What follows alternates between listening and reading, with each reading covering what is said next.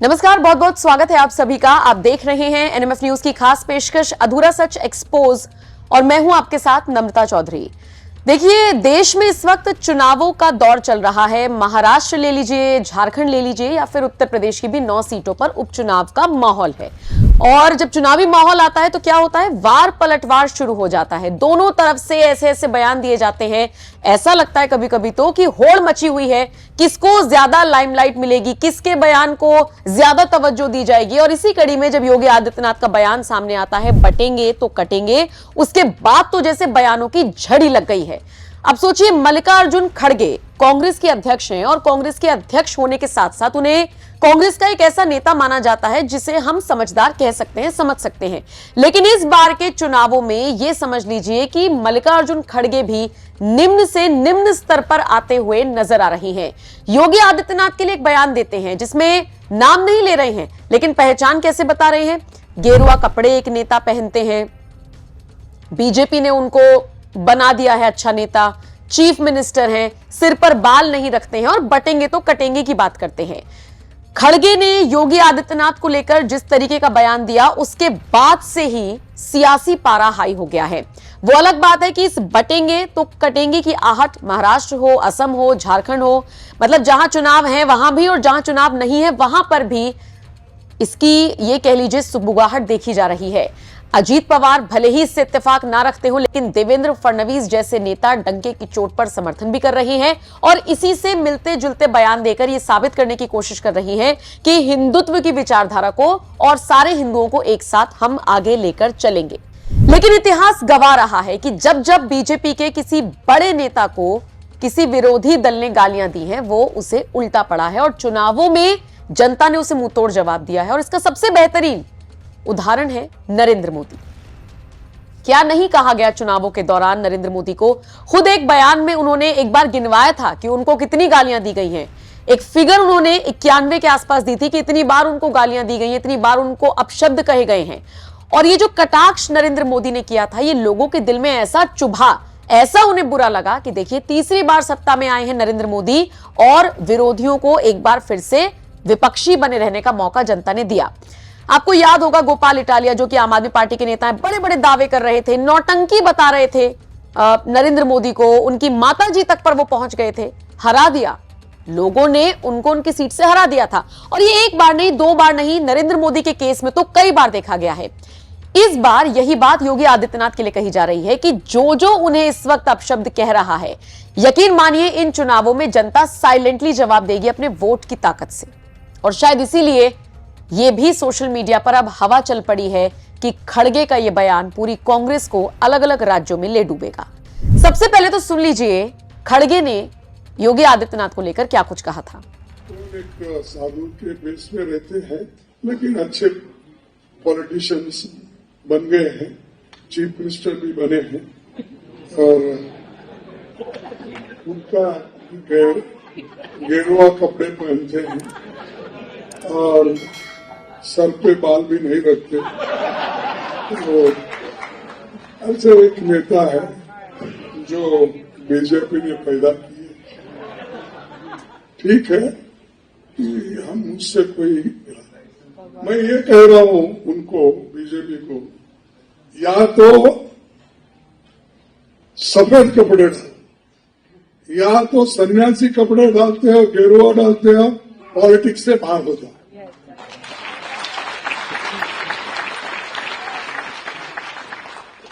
भाई उसकी पवित्रता क्या रही? एक तरफ गेरुआ कपड़े डालते हो, जज साहब आपको पूछ रहा हूं, एक तरफ गेरुआ कपड़े डालते हो, दूसरों को उपदेश करते हो, बटेंगे तो कटेंगे बोलते हो। और ये क्यों डाले? अरे हाथ का काम तो है सबको जोड़ना, सबसे प्रेम से बात करना, सबको एक रखना। वो सब छोड़ के इन्होंने भारत जोड़ने के लिए, जैसा कि राहुल गांधी ने कन्याकुमारी से कश्मीर तक पैदल चला, आराम में बड़े बड़े गाड़ियां लेके घूम रहे और गरीबों की बात करते हैं और लोगों में विष भर रहे, तोड़ने का काम कर रहे हैं। तो सुना आपने खड़गे कैसे कटाक्ष कर रही हैं योगी आदित्यनाथ पर। फिर सीएम योगी भी कहां चुप रहने वाले हैं, उनका भी जवाब आया। योगी आदित्यनाथ ने तो सीधे सीधे कह दिया, यही फर्क है योगी में और आप में।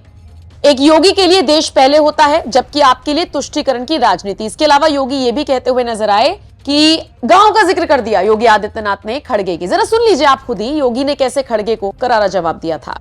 श्री मल्लिकार्जुन खड़गे जी की बात को देख करके वे मुझ पे बहुत नाराज हो रहे हैं।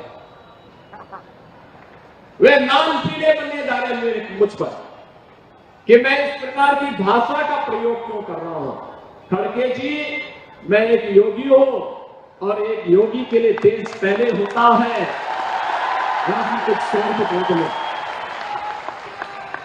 यही अंतर है एक योगी में और आप में कि मेरे लिए देश पहले है, क्योंकि मेरे नेता मोदी जी ने हमें यही बताया है कि पहले हर काम देश के नाम। लेकिन आपके लिए कांग्रेस की तुष्टीकरण की नीति पहले है और यही कारण है कि आप सच्चाई न बोल पा रहे हैं न समझ पा रहे हैं।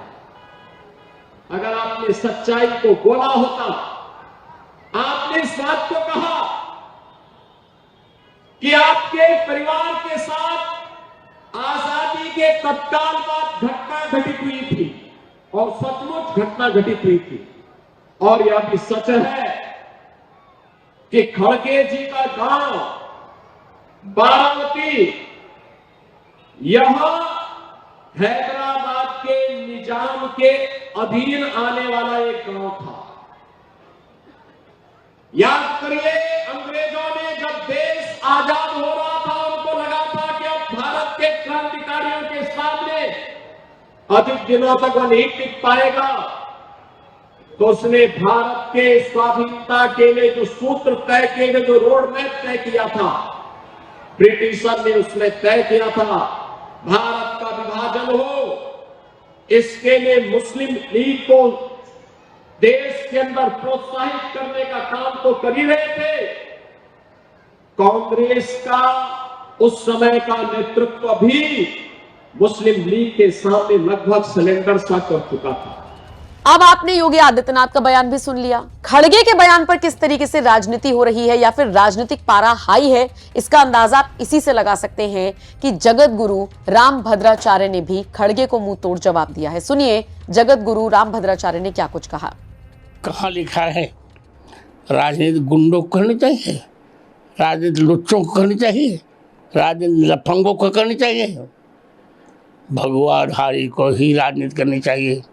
ये भगवा ध्वज, ये भगवा रंग भगवान का रंग है। इसी भगवे झंडे को शिवाजी ने फहराकर पूरे राष्ट्र को एक कर दिया, महाराष्ट्र को एक कर दिया था। भगवाधारी को ही राजनीति करनी चाहिए, सूटेड बूटेड को भारत में राजनीति नहीं करनी चाहिए। सिर्फ जगत गुरु रामभद्राचार्य ही नहीं, अब जरा साधु संतों को सुन लीजिए कैसे खड़गे पर भड़कता हुआ नजर आया है देश का साधु संत और ये पूरा समाज। ये उनका नाम खड़ग से है और खड़ग मतलब होता है तलवार, काटने काम बांटने काम तलवार करता है। और जोगी का शब्द योग से बना है। योग मतलब होता है जोड़ना। हम लोग जोड़ने काम करते हैं, काटने काम नहीं करते। और अयोध्या के राक्षसों को मारने के लिए हमारे संतों ने ही सबसे पहले राजनीति की शुरुआत की थी। जब तक संत नहीं आगे आएंगे तब तक रामराज नहीं आ सकता है। आज पूरे विश्व का जो मित्र हैं वो हमारे श्री नरेंद्र मोदी हैं। इस नाते नरेंद्र मोदी विश्वामित्र के समान है। विश्व अस्य मित्र है, यस्य विश्वामित्र है। तो मैं निवेदन करना चाहता हूं खड़गे से, राजनीति जो है, राजनीति में धर्म होना चाहिए, बल्कि धर्म में राजनीति नहीं होना चाहिए। देखिए, निश्चित रूप से मल्लिका खड़गे जी का जो है बुद्धि विक्षिप्त हो चुका है। वो दूषित मानसिकता हो गई है, वो मानसिक रोग से ग्रस्त हैं। वो अपने दिमाग को इलाज करा दें।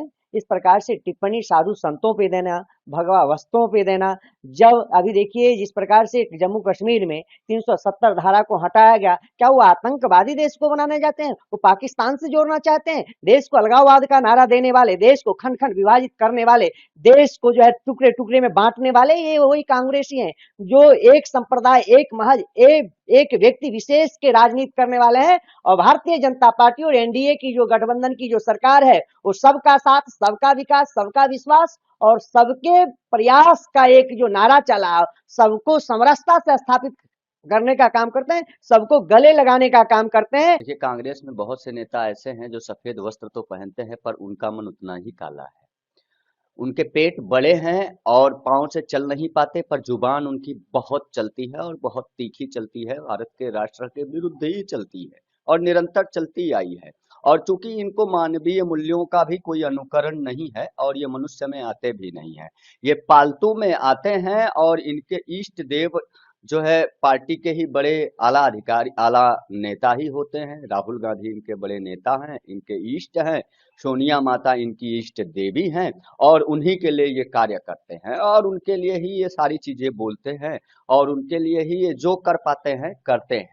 इनका और दूसरा कोई अभिप्राय नहीं है। इनका एकमात्र ये अभिप्राय है कि ये कैसे हिंदू समाज को तोड़ ले, फोड़ ले, मरोड़ ले और अपनी राजनीतिक महत्वाकांक्षा को साध ले। पर जनता जागरूक है और जनता समझ चुकी है। चूंकि आप जब देखेंगे तो भगवा मात्र कोई वस्त्र नहीं, भगवा एक क्रांति है जिसने भारत को स्वतंत्रता दिला। इतना ही नहीं, जैसे कि मैंने पहले भी कहा कि इस पूरे मामले पर राजनीति गरमाई हुई है। जरा सुनिए बड़े बड़े नेता जो भले ही बीजेपी के हैं या बीजेपी से अलग हैं, सुनिए कैसे खड़गे के बयान पर इन सभी ने आपत्ति दर्ज कराई है। कांग्रेस के नेता जिस तरह का बयान देते हैं, इन्हें अपने शब्दों पर संयम बरतना चाहिए। मुझे लगता है जब से हरियाणा के चुनाव परिणाम आए हैं तब से कांग्रेस के नेता बौखला गए और कांग्रेस के नेता ही नहीं, इंडी गठबंधन के घटक दल। और माननीय प्रधानमंत्री जी ने कहा है कि एक रहेंगे तो सेफ रहेंगे, तो इसमें कोई जो है समस्या नहीं है, परिवार हो या समाज हो। और मुझे लगता है कि झारखंड के चुनाव की स्थिति मैंने जो देखी है, बांग्लादेशी घुसपैठिए वहां पर आके आदिवासियों की बहन बेटियों के साथ में जो शादियां करके और जो है उनके आरक्षण का दुरुपयोग करने का काम कर रहे हैं। मुस्लिम आबादी लगातार बढ़ रही है, आदिवासियों की संख्या लगातार घट रही है। ये बांग्लादेशी घुसपैठिए अन्य अन्य क्षेत्रों में भी इस प्रकार का काम, तो ये उनको जो है बढ़ावा देने का काम करते हैं। और मुझे लगता है कि ये उनके वोटर के रूप में बनेंगे, इसलिए उनको सपोर्ट करने का काम करते हैं। तो माननीय प्रधानमंत्री जी ने कहा है कि एक रहेंगे तो सेफ रहेंगे, मैं भी इस बात का समर्थन करता हूँ। गिरवा वस्त्र धारण करके राजनीति में आ गए हैं, उनको निकल जाना चाहिए। ये खड़गे साहब राष्ट्रीय पार्टी के अध्यक्ष हैं कांग्रेस, और जिस प्रकार की उन्होंने भाषा का इस्तेमाल किया ये उचित नहीं है। लेकिन खड़गे साहब, आपको खाली इतना ही कहना चाहता हूं कि घेरुआ वस्त्र पहनना सबकी बात नहीं है। ये प्रतीक है उस त्याग, उस तपस्या का जिससे समाज बनता है। ये भारतीय संस्कृति का भी एक प्रतीक है। और जब समाज को जोड़ने की बात होती है तो ऐसे ही व्यक्ति निकलते हैं और जो सनातन धर्म को आगे ले जाते हैं। स्वामी विवेकानंद जी भी उसमें से हैं। तो आप क्या प्रश्न चिन्ह हर चीज में उठाना चाहते हो? और राजनीति भी समाज को जोड़ने के लिए है, अच्छा करने के लिए है।